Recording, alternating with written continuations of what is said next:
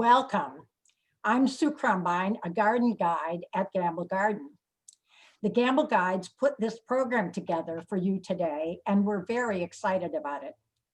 Before we begin, I'd like to do a bit of housekeeping. Just a reminder, as Doug said, we are going to leave you muted, and if you would do that as well. If you want to ask a question, please use the chat box. We'll be looking at those questions so we can ask them of Richard and Gervin after their presentation. We are recording this program, so if people ask, they will be able to see it at a later time.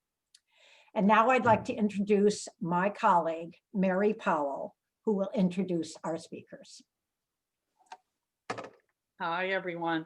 On behalf of Gamble Garden Tours Committee, I want to add my welcome to our more than 60 attendees in today's very special Zoom.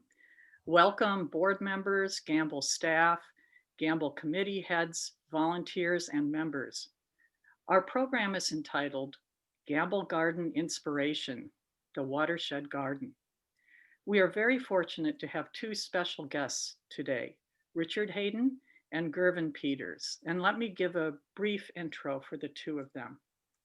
Richard Hayden was our illustrious garden director from 2017 to early 2020, and he was the catalyst who took Gamble to a higher echelon of excellence than I think we've seen before.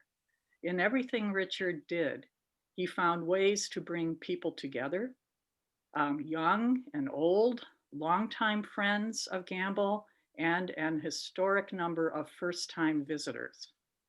And in everything he did, Richard always saw the potential for education. He thought of the garden as a learning laboratory, a place, yes, of tranquility and beauty, but also a place for observing, wonderment, and learning. Joining Richard today is Gervin Peters, a man who is Richard's partner extraordinaire, a longtime friend of Gamble Garden, whose talent is in turning inspiration into reality.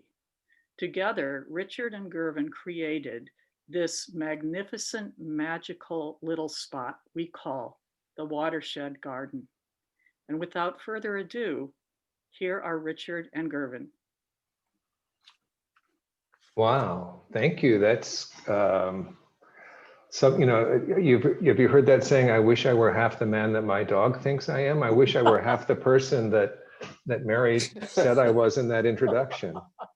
That's very kind, thank you. I just want to say that I miss all of you something incredibly. It's just so good to see so many faces, and it was such an opportunity to go back and look through all of the pictures. And actually I've been sent pictures of the garden growing in by certain people over the course of the last year. It's just been so exciting to get these little snapshots. So I'm very happy to have an opportunity to talk to all of you today and to see my good buddy Gervin. We actually have been working the last couple of days on some good banter, haven't we, Gervin? Oh, yes, we have. Yeah, got that down. So maybe without further ado, let's look at some pictures, and we'll talk about some of the inspiration, and you'll see some befores and afters, and then we'll take some pictures take some questions and see where we're at. So can I just say something about the relationship that I enjoyed with Richard? When Richard came on board at Gamble, you know, I knew we'd be doing some work, or hopefully doing some work together. And doing the Watershed Garden was one of the highlights of my career. It was enjoyable, it was inspirational, it was rewarding. I got to know Richard really, really well, and it turned out, it couldn't have been any better. I've had some jobs where, you know, the other person, I don't never get along with everybody, but we just got along really well, and it was just a really fun, enjoyable thing to do. And thank you. Absolutely, I would second all of that. It was, well, you'll see in some of these pictures the camaraderie and the work that we got done. And I do want to give a special thanks to the board of Gamble and Sarah, the executive director, for just the opportunity to create this this garden, because it's always leaping off a cliff when you undertake these projects. And it's, as Gervin and everyone will tell you, it was a lot of thinking went into this because it is so front and center and kind of, what did we decide? 40,000 cars go driving by an Embarcadero on a daily basis. So there was a lot to think about. Okay, enough of that. Let me do this. I think I have the technology. And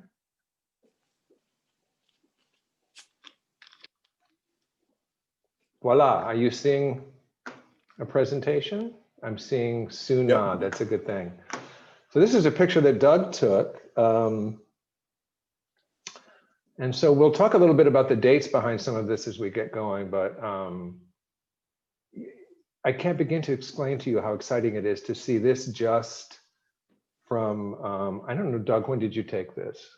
Last fall, probably? No, you see you're muted. I can't even ask questions of you right now. But I think it was probably last winter or last fall. So it's about a year. This is probably about a year's growth on this picture. So just everybody knows that it's the garden that's located at the corner of Embarcadero and Waverley Street, formerly looking, well, we're going to talk about the approach first. And then we'll see some before pictures. So the watershed approach to landscape design was the inspiration for this garden. And this is, the watershed approach is kind of gaining steam as an approach to landscaping, throughout the sustainable garden networks. And the idea is basically that every garden is just a little part of a bigger watershed. And that if we think about that, we think about all the water that falls on the property and all the things we need to do to conserve that water, we get to the ideas that are basically the inspiration for the watershed garden. And so those, which we'll learn about in a minute, start with evaluating your garden, making sure that you're growing living soil, figuring out ways to capture the rainwater that does fall, using the right plant in the right place, and then smart irrigation when you water wisely. And then, the aspect I've left out of today, which I really would love to, and that's probably a whole nother talk, is finding out from Ella and the team that are maintaining the garden and the garden guides. And I did see a picture of Jonathan weeding out there that somebody sent me, to find out exactly how much work I left you all with. How much work this garden is to actually maintain. So evaluating the garden. Oh, so the water cycle, just Doug sent this along, and I think it's good just to remember, water is a cycle, and it evaporates and it rains down, and it's, cycles down through the soil, and the whole cycle completes. And that's part of the watershed idea. And that you want really, you want to capture what water falls on your property and to make sure that it's feeding all of the soil and all of the things and all of the plants that are happening there. And so in a conventional landscape on, I think it's your left side, we used to think that it was important to get the stormwater off, and that's just not the way we want to think anymore. We want to sink it, we want to slow it, and we want it to spread into the landscape. And I'm happy to share this PowerPoint. Obviously, you're recording as well, but you'll be able to get some of these links, and there's also a resource page at the end of this presentation. So the first thing you want to do is evaluate your garden. And this is I took many pictures of the watershed garden, but you can see this was lawn that really didn't get walked on much. And there was a lot of input that went into it, a lot of irrigation, a lot of mowing, not a lot of interest. And so it was ripe. It's kind of a blank canvas, if you will. We had some crabapple trees that were there that were actually not doing all that well because they were in quite a bit of shade. They had some diseases, and then we had this very majestic Canary Island palm tree that was the inspiration for some of the plants that we chose. And Gervin, feel free to pop in whenever you've got. Sure. So part of what I did to evaluate the site was we needed to figure out what the sun did. It's a strange site in the sense that it's kind of on the northwest side of some big trees, the big eucalyptus and the big oaks.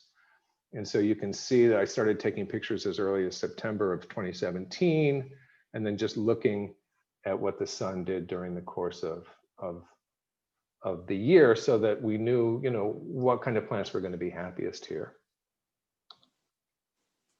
And then you always want to know what's underground. And Gervin, I think you made just one call to a certain agency that comes and marks your utilities, and Yep. and that was a super easy things to do. And surprisingly enough, that I'm sure we ran into things that nobody knew was there, because that's the nature of what happens when you dig. And then we did do some soil evaluation. You know, because we're not growing edibles here, I didn't think it was really important to do too strenuous soil surveying. We were going to be growing, you know, plants that were relatively accustomed to summer dry climates, and so we didn't need to be too fussy. But we did end up with a really beautiful kind of loamy clay soil. That's Gervin's hand there. We're doing the ribbon test, which is a way that you can kind of test for soil porosity. And then we added some compost. We added quite a bit of compost. I can't remember how many. I think there was about 30 yards, and it was all organic from Ciradella's Garden Supply. Yeah, it was beautiful stuff. And then we did, oh, look at me move. yeah.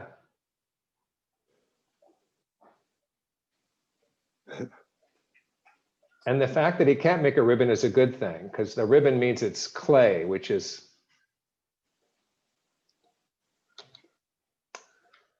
so here we were on groundbreaking. This was October 7th, 2019, with a sod cutter. And we got rid of our diseased crab apples pretty quickly. And we ended up really breaking the soil up. And most of the roots that you see here were from the crab apples. We weren't really affecting much in the way of the oak trees or the palm tree. The palm tree has, you know, pretty fibrous, pretty deep roots at this point. And then it was time to kind of lay out the pathways. And, you know, I had done a scale plan, and in all best intentions, everything moves around a little bit. And the crew was so great to work with. You can see on the right side here, making a curved path is not quite as easy as it looked. And we became really good at dragging a hose around to actually determine the curve. And our little gathering area that you'll see in a minute. And then, so we did the pathways first because we wanted to get those established, and we did some great steel edging. And then, I can't remember, Gervin, what did we use for a base It's level? decomposed granite on the, well, we put some base rock down and then used decomposed granite on top of that, all compacted. So this is a gray decomposed granite? Yeah. Yeah. And then we gave a fine layer of the finished gravel on top. Yeah, but we did that after we planted and after we mulched, so we kept it very clean. So you'll see that going in eventually. And, you know, because this was a corner garden, we wanted to make sure that that everybody wants to cut the corner. So this pathway leads you across to the other side and kind of cuts the corner. And then we set some boulders. You'll see how this ends up in a moment, but we wanted to do what I call a council circle of boulders. And Gervin, I'm forgetting the gentleman's name on the left with the green. Bernardo. Bernardo is the boulder whisperer. He was, I mean, he was amazing the way he would be able to just get things around and knew exactly where they wanted to be. And, you know, it was such a joy to work with this team because they really knew what they were doing. And, you know, moving these, we were at the limit of what we could do with the equipment we had without getting really much into bigger cranes and such. So you can see there's, you know, quite a bit of hand labor that went into making these the right size, the right spot. Our rock picking was good, Richard, when we went to we did, yeah. Lingso and got those. These did come from Lingso, and this was the original order, and you'll see in a minute that so we were putting a fountain in the middle of our council circle area, and it occurred to me I probably should have put a plan in here so you could have seen what we were originally looking at before we got into all of these aspects. But I think you'll see as we get to some more finished product what the whole garden looks like. And you can see that this is a fountain basin, so it's a recirculating fountain that we chose and had drilled for us. And the team here is setting that in, getting us all set with the electric and everything. So here you go. You can see the finished council circle and the fountain boulder that's in the center. We obviously still have a layer of gravel to come in, and you can see a little bit the pathway, kind of the one to the left cuts the corner, the one to the right, and then the two that go out around the palm tree. And then, of course, we had to beta test the council circle.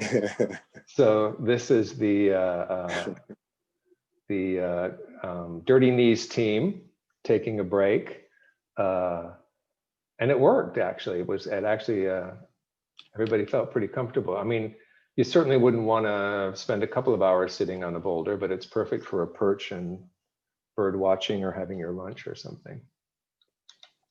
You can easily do 6-foot distancing there too. I hadn't thought about that. One person per boulder. Well, then once we had those all in, I realized that we needed more boulders, because can you really ever have too many boulders? And so we found a little extra money. Thank you, board of directors. And here we are setting an additional, I think we put in an additional 12. That's right.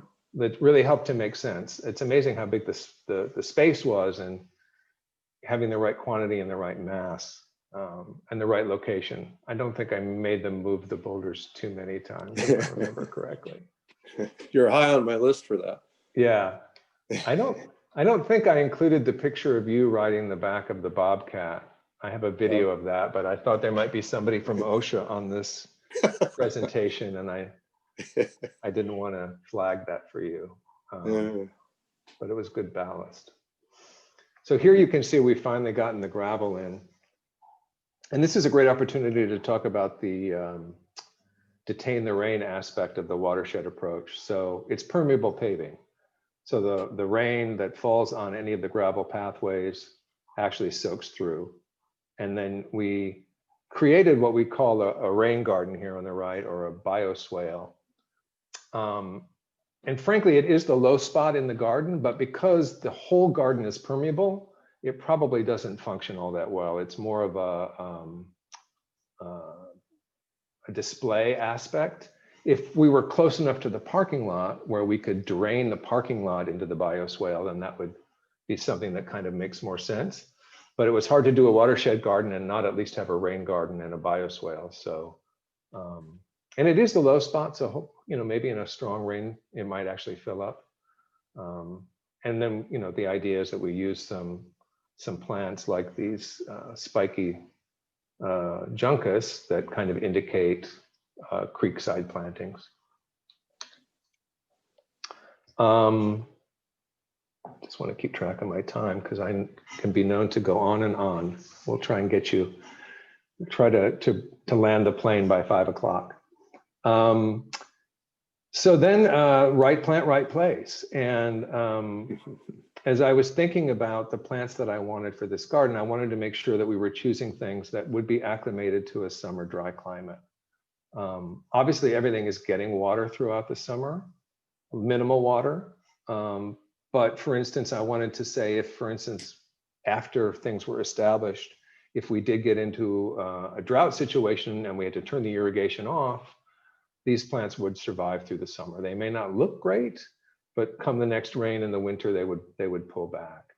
And so, you can start to see the palette of plants that are on the left-hand side. And I kind of chose a palette that had, which was new to me. I'm not usually one for kind of pastels, but pinks and purples and lavenders and kind of that very yellow green, that kind of chartreuse green kind of spoke to me on this project. So we kind of went with that for a palette. And then I'll just mention one of my favorite plants here on the right is actually a native called Toyon, which we have the red version at Gamble Garden. I think it's over in the church near the Churchill parking lot. But these were some gold berried variety called Davis Gold that I saw at Devil Mountain. And lo and behold, they still had them when I got ready to put this garden in. Was very excited to be able to include these. They're just a great habitat plant too, because they have beautiful little white cluster flowers in the spring, which are great for our native bees. And then these berries come along, which a lot of the birds, especially the cedar waxwings, are really fond of. So it's a really good plant for, and it's also a great little habitat place for birds to hide. So many aspects of that plant are great for habitat. And then, one of the big factors was the palm trees that I decided to put in homage to our big Canary Island palm, which probably potentially could date to when the house was built back in the early part of last century. And these blue Mexican fan palms, or Mexican blue palms, or Hesper palms, are originally from Baja, one of the canyons kind of south of Baja. So they are kind of accustomed to having a drier summer potentially, although they do grow kind of in arroyos, so pretty accustomed to summer water as well. And just stunning foliage. You can see, we found some great specimens too. I shouldn't say we, Gervin found some great specimens. Somewhere down in San Diego, I think these came from, didn't they? I think so, yeah. Uh-huh. Yeah. Yeah. And you can start to see the kind of the layout here. And one of the aspects of the planting that I did was kind of in response to, there's a landscape architect out of Washington, DC called Thomas Rainier, who did a book called Planting in a Post-Wild, I can never say that, Planting in a Post-Wild World. And his idea is that if you mimic nature in the way that nature is laid out, you can get a more successful garden. And the idea is that you have different layers of plants, including a very strong ground level of plants that suppress weeds and control evaporation. And you're basically creating an ecosystem in a garden. And you'll see that, this is just the initial planting, but eventually we came in with an entire layer of ground covers that were really important to kind of completing the scheme.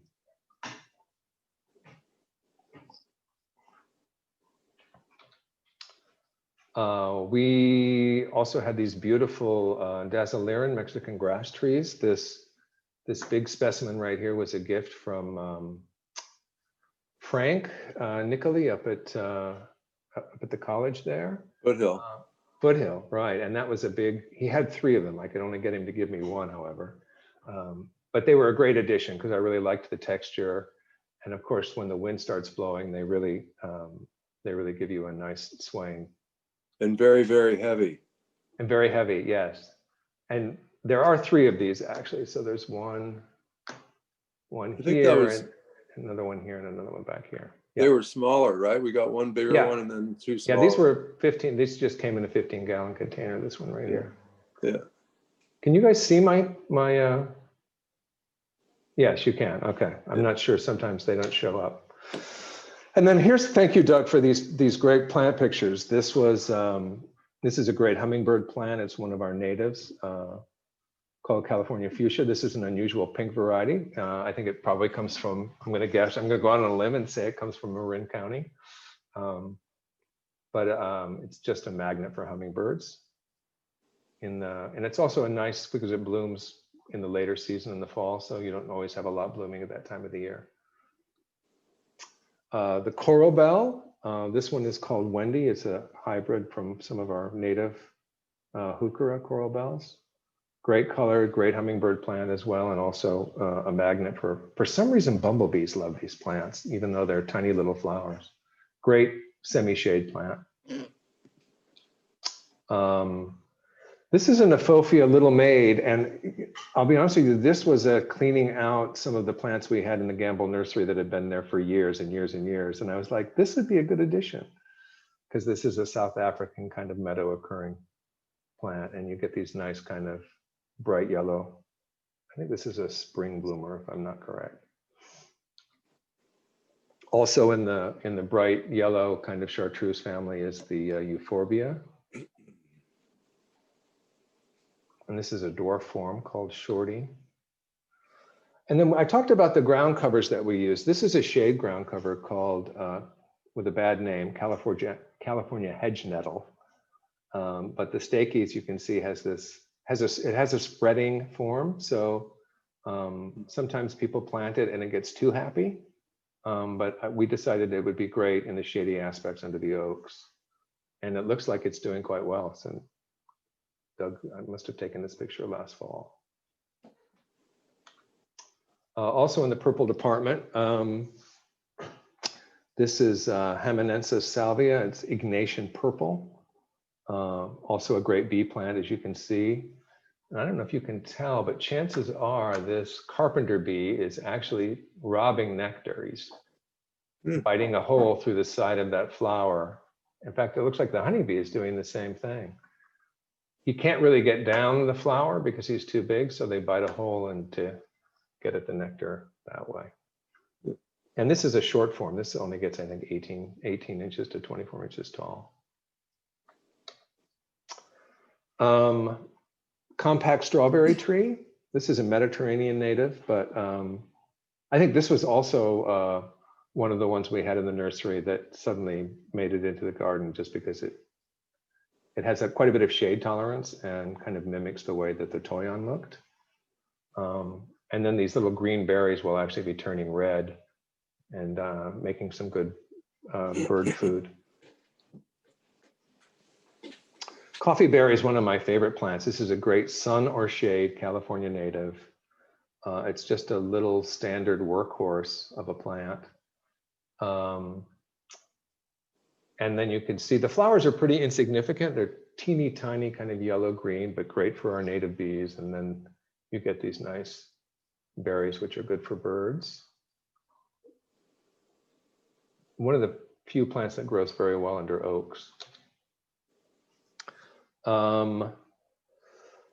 Pussy paws was a common name, Doug. I don't know where you found that. It's a great one, though. I hadn't known that this plant, I think it's from actually Peru. No, sorry, Chile. And it just has that hot pink color, which I thought would be so much fun with this garden. And it's actually a succulent, but it does quite well with a little summer water as well. This is a plant that I tried. I have not grown this, but I found it on the Devil Mountain website, Osmanthus diazomifolius pink, also known as rice flower. But it had a kind of really nice meadow feeling to it, and it's an Australian native, so adapted to dry summers. So we gave it a try, and for those of you that do the cut flower arrangements at Gamble, I think you could steal one or two of these if nobody was looking, because I think they make really good cut flowers as well. And they look very similar, don't they, to this yarrow. We did a bunch of this as a ground cover. This is one of our ground cover layers, in addition to some grasses. I think we used Ceslaria. Greenleaf's hybrid is one of the grasses in the ground cover, and then also Acarix pansa. So this is a form of our native yarrow from, I think it's the Channel Islands, called Island Pink. Clarkia amoena. I was surprised to see this, Doug, and then I forgot that we had actually planted this in the native garden. So it kind of is on the edge of the Watershed Garden. So it's just a great, I believe this is an annual, so it comes back from spring every year. But the Clarkias are really great for cut flowers as well as our native pollinators. Carpinteria californica, bush anemone, is a great native for part shade. It's actually kind of a rare native. It grows in just a small population in the foothills, I think near Sacramento, but has these beautiful kind of almost poppy-like flowers. And then this Grindelia is also from the native garden, but it's on the edge, so I included it, Doug. Thanks for these colors. Gumweed, because it actually has sticky stems when you get to feel it.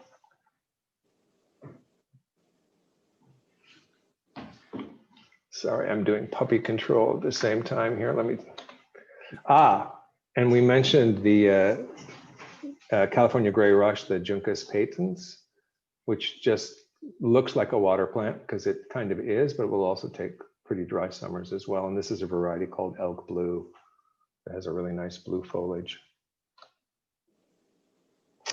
And then we mixed in, this is another one of the ground covers that we used. It's Beyond Blue Field Fescue.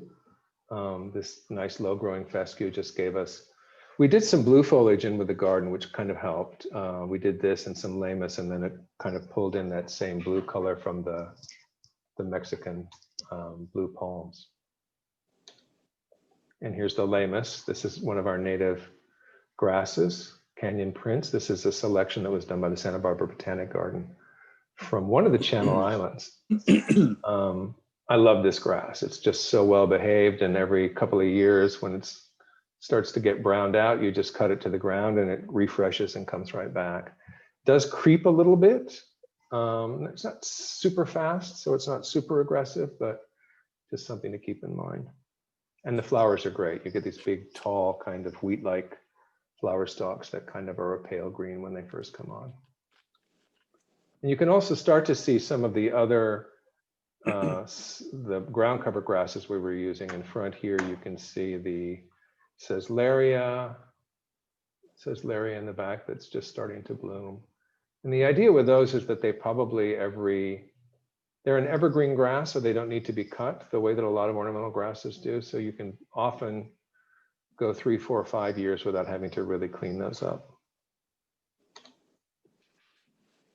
And then this is a great plant that you folks may know from the beds in the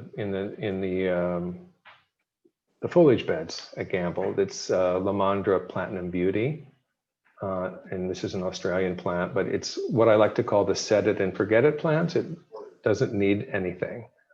It doesn't need grooming. It just needs room to kind of grow, and it just provides, that kind of solid. This is a variegated variety, and it just, looks great 24/7. So we did do a whole section here that was turf alternatives. So if you had a thirsty fescue or bluegrass lawn or Bermuda lawn, and you wanted to replace it with something, you still wanted turf grass, but you wanted to consider an alternative that wasn't as thirsty, that was what this park strip display was meant to be. And I want to give a shout out to Delta Bluegrass, which is a company that grows sod in the Central Valley. They provided quite a few of our turf displays for us. And they grow native sods. So this, the one in the foreground here is it's a native Nomo mix, I believe, which contains quite a few fescues that are pretty shade tolerant. And I think this is where it would be good to have the maintenance folks here, because I think we're weed whipping this occasionally just to keep it clean, and just raking it up, and then it comes back. But you can see the other things that are coming in here. I think we had a carex, which is a sedge, and we had woolly thyme, and we had a bunch of other things. So it's a great opportunity to see some alternatives. And I know Delta Bluegrass was excited to have a place where they could send people from the peninsula to look at the different grasses that they're growing. This was Iris Canyon Snow. This was also a Santa Barbara Botanic Garden introduction. I believe it's a hybrid of our California native irises. And I used a lot of this because I think it's just such a wonderful plant, and the foliage generally stays pretty good. Will take sun or part shade. And it's, from the pictures I've seen of things blooming, it seems to be doing very well. And I just wanted to share a little video of the garden that our former staff member, Susan, had put together. Let's see.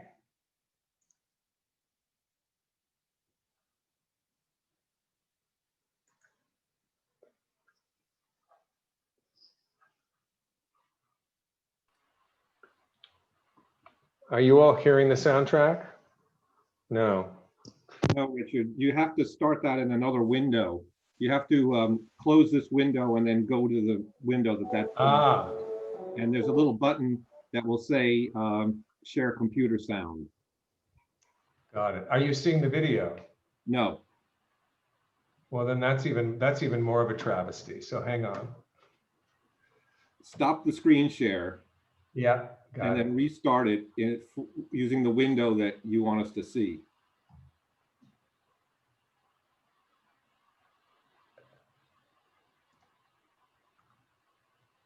Doug, I think we've created a brand new job description, which is called Zoom Zoom coach. Director. Zoom coach.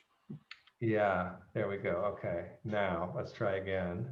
And there should be a little button that says share computer sound at the bottom of that screen, of the Let's share see. screen. Okay.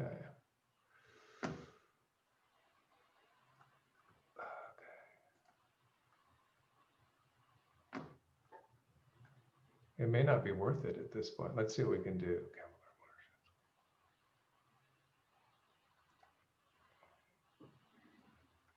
Okay.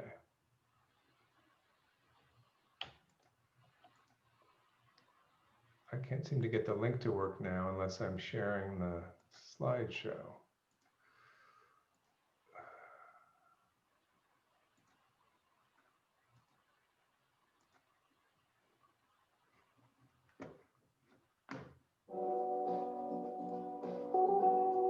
Are you seeing it yet? Yes, we are. There we go.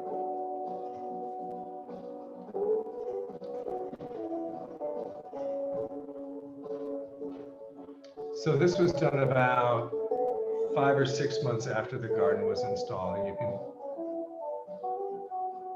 kind of get a sense of how quickly it's growing in with all of the ground cover grasses.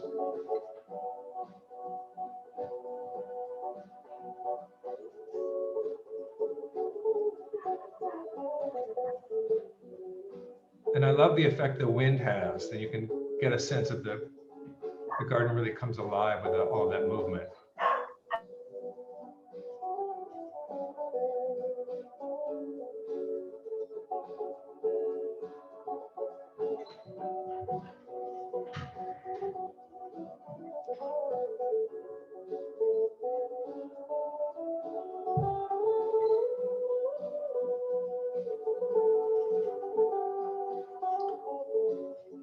Bumblebees too.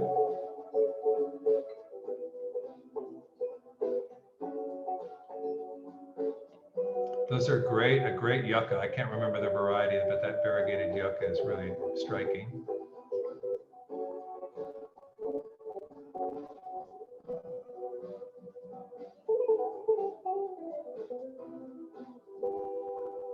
There you can see some of the 40,000 cars that are coming down Embarcadero. And that was one of the things that I thought about as we were designing, is to make sure that this garden would look good from 30 miles an hour.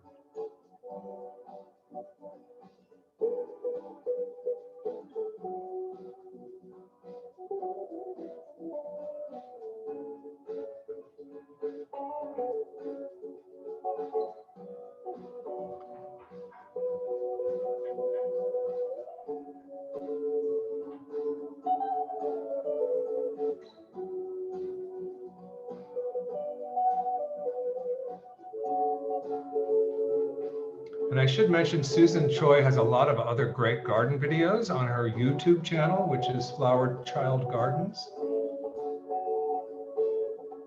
Shout out to her for making these great videos. She also did one of the pollinator garden at Gamble, which is worth a visit.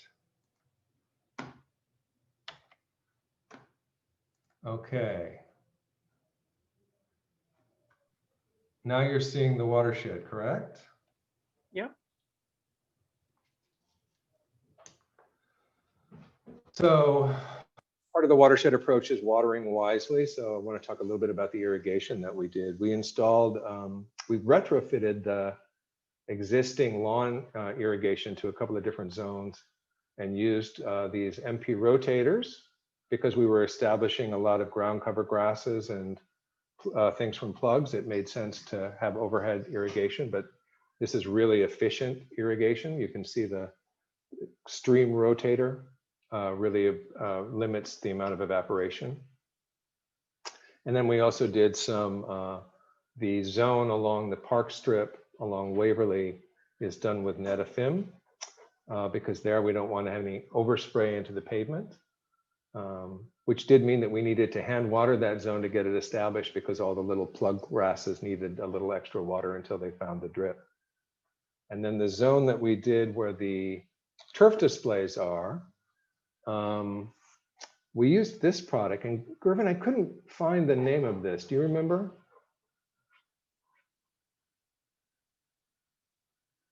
Did we lose Gervin? Anyway, this was, I think, a Netafim product. The entire fabric weeps soil, and it's designed to go under turf.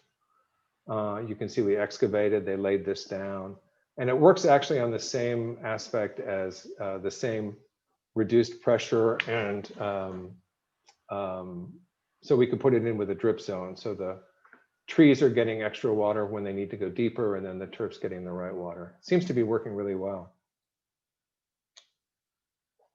And then probably most importantly, we have a weather-based smart irrigation controller. We used an ET water controller. And as you can see, I took this screenshot just the other day, and the computer knows that there's rain in the forecast. And so it has suspended the irrigation, and that's done automatically because it's getting an update from the weather service every day, and when it calls in for its program. And it determines its own program based on all of the things that we've programmed it to know: what type of irrigation, what type of soil, what type of sun exposure. And you're still doing a few adjustments as things goes on, but it's really takes a lot of the guesswork. And it's so interesting to see that, you know, this garden, left to its own devices, if it weren't raining, would be watering every 43 days for 203 minutes. Because MP rotators don't throw out a lot of water when they water, so they run for a long time. But it tells you, like, a lot of times when people set their irrigation and they've just got, you know, traditional spray heads, and everybody thinks, you know, 3 times a week for 10 minutes. It's really a lot different when you really start to get into what, you know, gardens really need, especially gardens that are designed to be amenable to our dry summers. And then some resources. Grassroots Ecology is, of course, a local group that has helped with some of the watershed garden that we did at Gamble. The Green Gardens Group, G3, was the organization that with the California APLD, Association of Professional Landscape Designers, put together the watershed booklet, and that's all online. And then Rescape California, or Rescape CA, is another great local resource. So then let me stop sharing and we'll see if there's some questions. Great, thank you, Richard. That was amazing, and beautiful photos from all the various sources that you had. And I hope everybody's had a chance to walk through the Watershed Garden just recently, like in the past week. It's really exploding in beauty right now. So we do have a number of questions. And actually, one of the first ones is for Gervin, if he's still actively online. It looks like he is. Gervin, we can't see your photo though, but you could just be a voice. But one of the questions was, in terms of the project, from the point of view of Gervin and his crew, someone wanted to know, were these people already in Gervin's crew, or were these people that had to be found for the purpose? And how long did it actually take to physically put the garden in? And what were some of the maybe unexpected challenges or surprises, or what was maybe, you know, the top 2 challenges that you came across in the actual installation of the garden? And Gervin, are you there? I don't know if Gervin is still there, but Richard, you can. I can answer that. Best So you can. this team that Gervin employed, they've been working with him for years, if not decades. Really experienced, and you could see the camaraderie that they had working with each other, and they really, I mean, we had fun, which is, I think, one of the things I always like to say about work is, if you're not having fun, I don't know why we're doing it. Unexpected challenges, you know, we did, whenever you're retrofitting irrigation, you run into issues you just don't anticipate. So we did have to do some workarounds on that.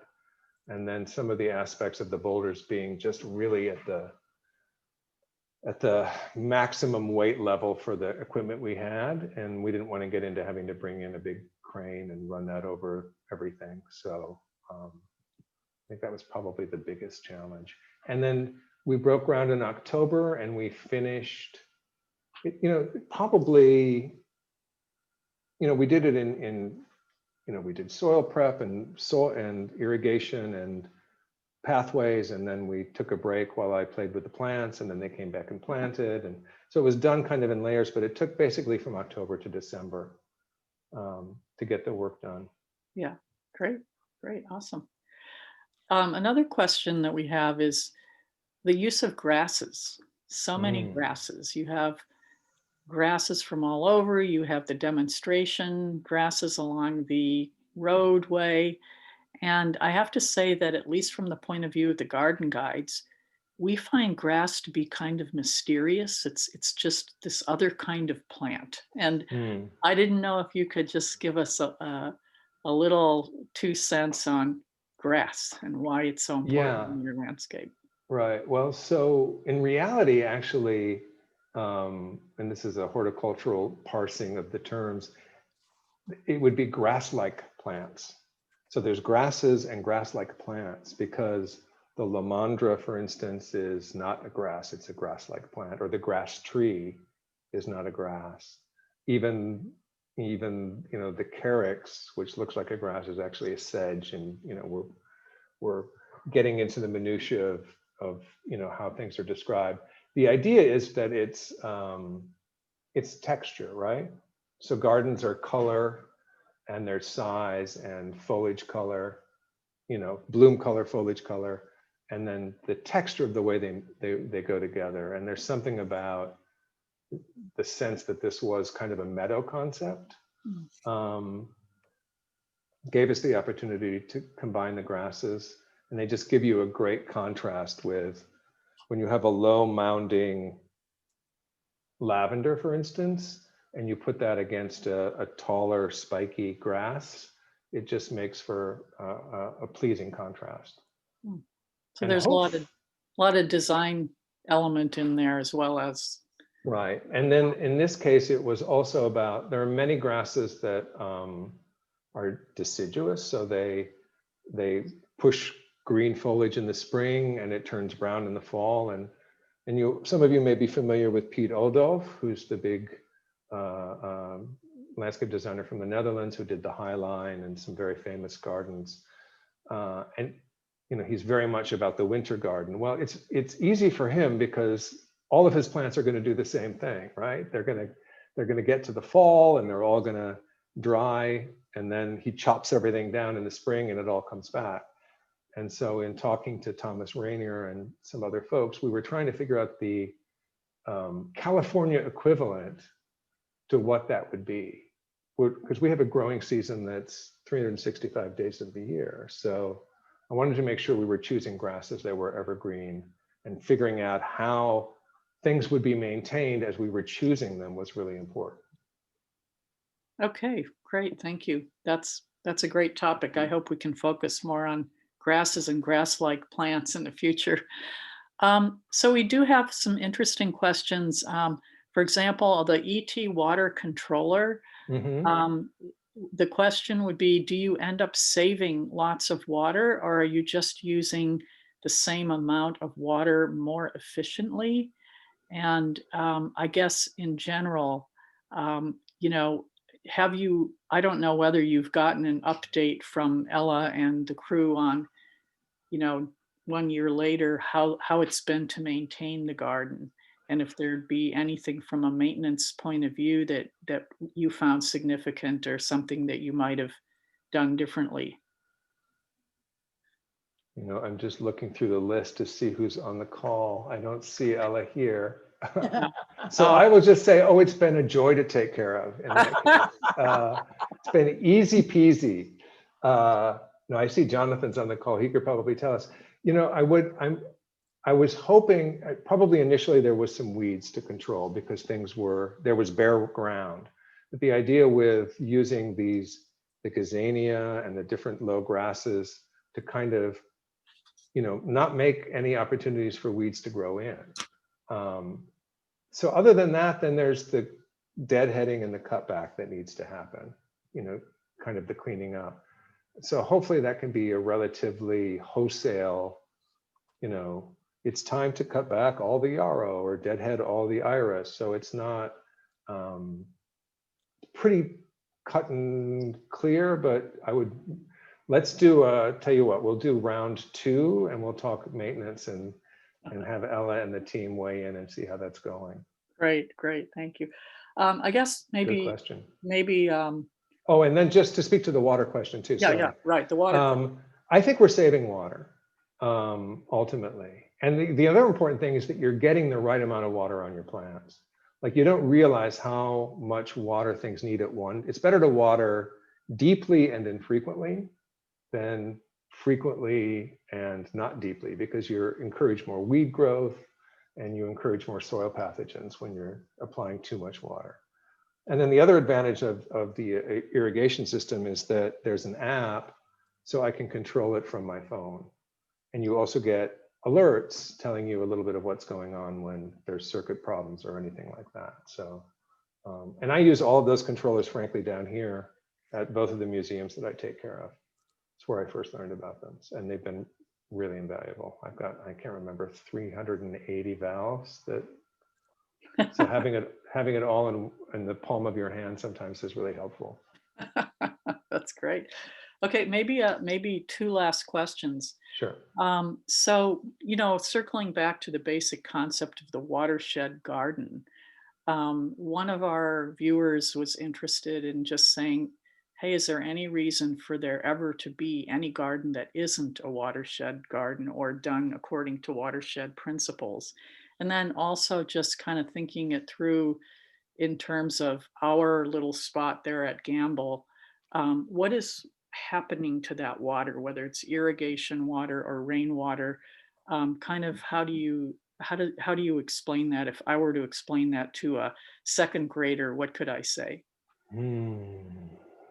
Well, it's part of that cycle that one slide was referring to. So the rain comes and it falls, and if you make your soil sponge-like, if you have healthy soil, and maybe you've used mulch so it doesn't get too compacted, then that soil is able to support life, right? We know that one of the big components of soil is the actual organic live material that are cycling all those nutrients and making food. And then what the soil and the microorganisms don't need filters down through and becomes groundwater, and that gets used by other aspects of the cycle. Yeah. So I'm not sure if that's the second. Well, I love the sponge idea. I think, yeah, the sponge idea is a great one for thinking about it. Resonate, and I love the idea of making the point that things are living in there. Right. There's a lot of stuff living in the soil. Right. So, and to the original question, why would there be times where somebody would design a garden today that doesn't use watershed principles, or is it really kind of the way we should all do our gardens now?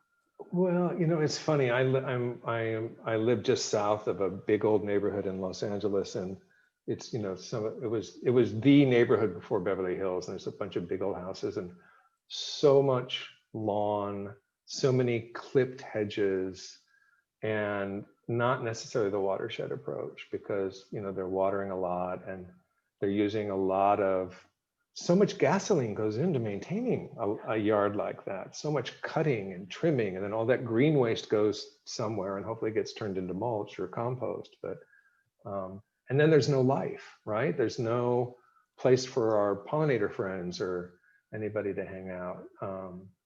So yeah, I think you can have a garden, like I think all of Gamble is on the watershed approach, because we're capturing the rainwater, we're using mulch, we're using organic fertilizers and no pesticides, and we're thinking in terms of all of the life that needs to happen, all the birds and all of that, all of the leaf litter that we're allowing under the oaks, etc.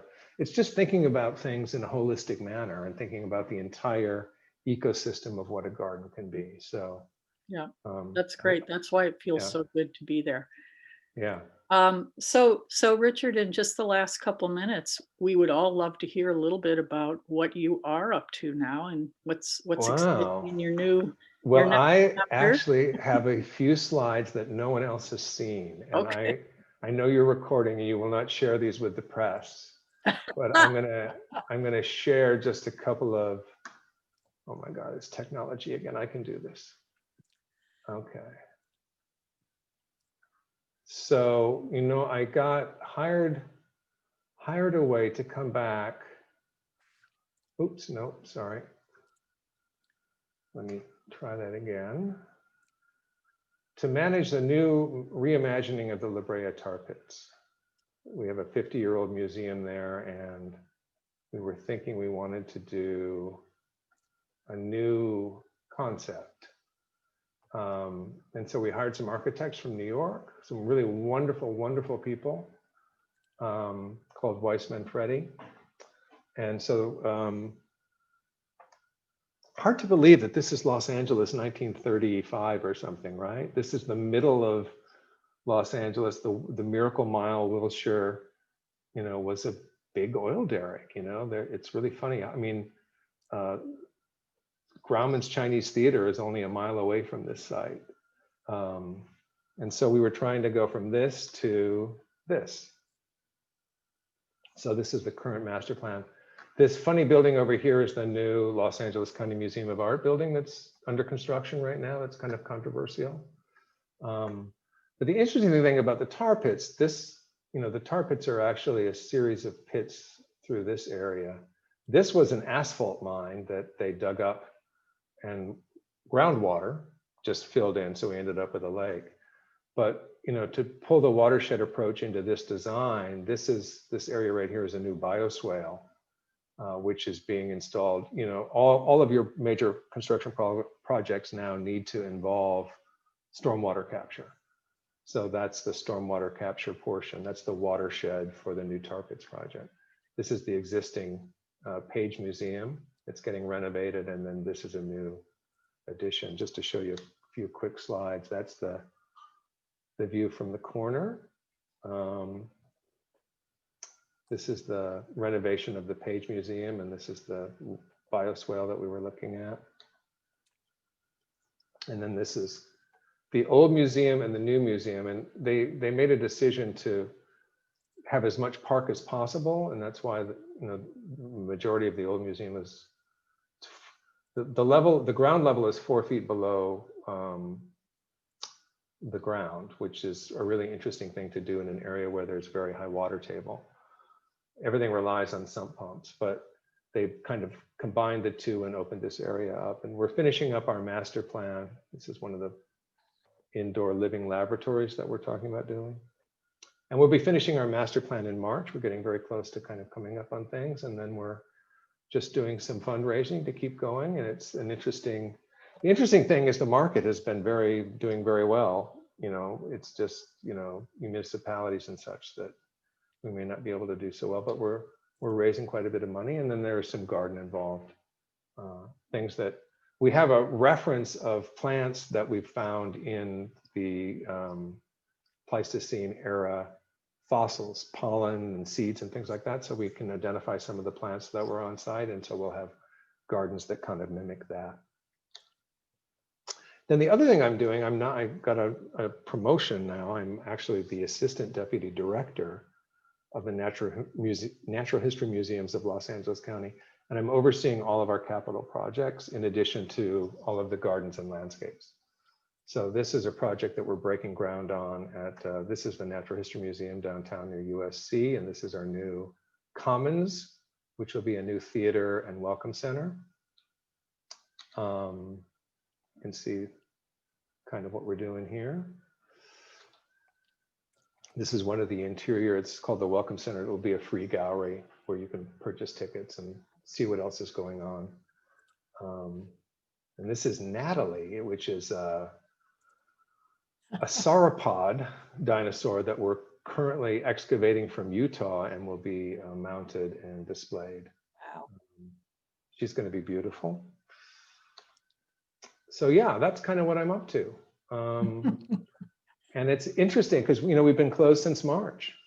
It's an interesting time to kind of, I shouldn't say that. We were able to open our butterfly pavilion and the nature gardens for a certain period. And it was so exciting to welcome people back into the garden. We had a couple of preschools that came and were hunting for bugs, and you just forget how important that, you know, what our mission is, right? To inspire wonder and responsibility for our cultural and natural worlds. And so I look forward to that time when we can actually get, you know, back to our mission, and the same mission that all of you garden guides are carrying on at Gamble, albeit remotely now, but it's fantastic to see so many people on this call. It's been a real honor. Well, Richard, it's been just a pleasure and a joy. I'm sure that everybody here has thoroughly enjoyed not just seeing what you had to say about the Watershed Garden, but just seeing you, hearing you, and now seeing what you're doing in LA. We're just delighted that you were able to join us today. And I think everybody will also head out to that Watershed Garden to take another look and think about all the things that you told us.